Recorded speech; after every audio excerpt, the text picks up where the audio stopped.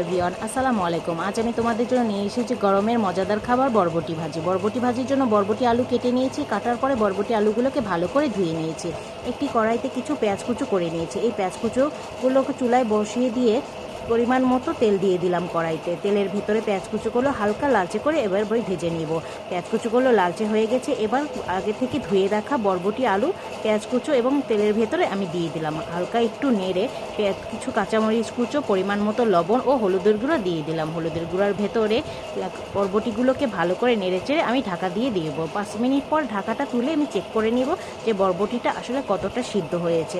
তো আমি দেখলাম যে বরবটিটা অত বেশি ভালো সিদ্ধ হয়নি, তাই আবার ঢাকা দিয়ে দিলাম এবং 3 থেকে 4 মিনিট অপেক্ষা করব।